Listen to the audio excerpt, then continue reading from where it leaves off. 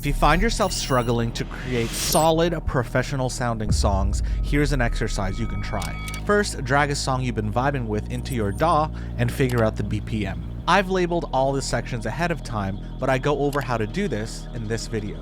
Next, we pick a section. For this video, let's just do the drop, which sounds like...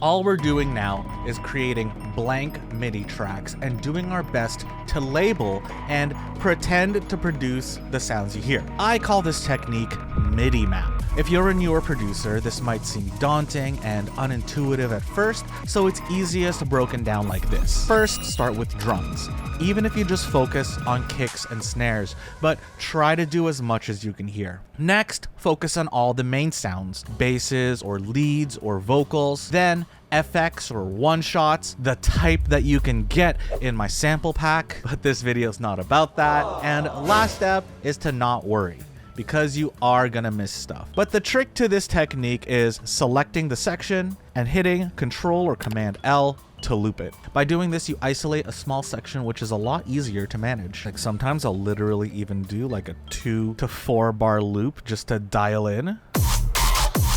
So let me show you how I do that right now. Let's even do just the first 4 beats. You can create a new MIDI track by going Control-Shift-T. My MIDI track has a bunch of stuff on it already as default, but I'm just going to delete it because we're not actually going to be making any sounds. Double click to create a MIDI clip and then resize it to what you're listening for. If I'm doing drums, I'm just going to focus on kick, so I'm going to name this kick. Control R to rename, and I'm putting it there because I know there's a kick on the first, but let me listen. Okay, so I hear a kick here and here. So I'm just gonna put a thing that says kick like that. You can go Control D to duplicate the MIDI track, just delete what's there, and I'm gonna make this the snare layer. Good practice to rename all your stuff too. Oh, so I hear the snare right here, and that's drums, kick and snare. Now let's move on to hats. It sounds like there's hats going like 1, 2, 3, 4. Next, let's do the bass. And I try to follow the rhythm of what the bass is doing if I'm gonna do bass. So it's like ba ba ba ba.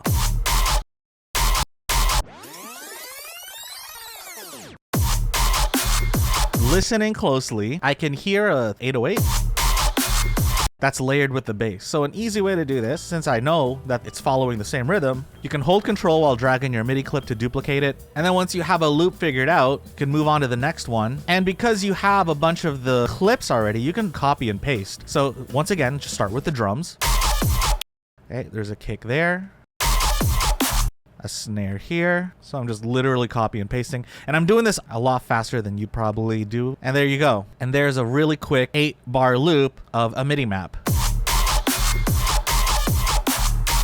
The more you do this, you start to see exactly what makes a professional track sound solid, all while also improving your critical listening skills. Don't worry if you miss a few layers or get it wrong, it's practice. You might be surprised how little elements are actually in a song, despite so many sources saying you need 12 tracks for a supersaw. Yes, I know, this isn't as exciting as like a new plugin or a crazy sound design technique, but learning these types of fundamentals and getting good at this will do so much more for your music than a tempo synced respace. Although that is still pretty cool. What I'm trying to say is context matters.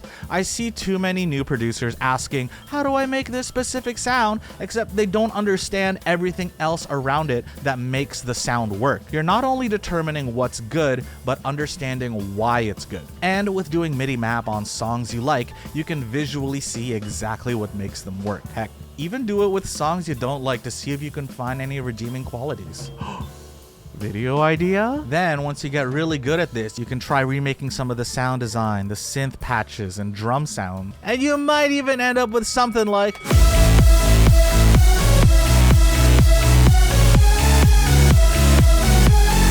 And as an additional cheat code for y'all, Ableton's new stem separator makes this process even easier. So try this out and let me know how it goes for you. Because after doing this a few times with a few different songs, the next time you open your DAW, simply recall the MIDI map that you did, and you might just have a recipe for your next song idea. But the harsh reality is not every idea you have will be good. So if your drop ideas still aren't hitting quite right, you can try to deal with it with a process that I call reiteration.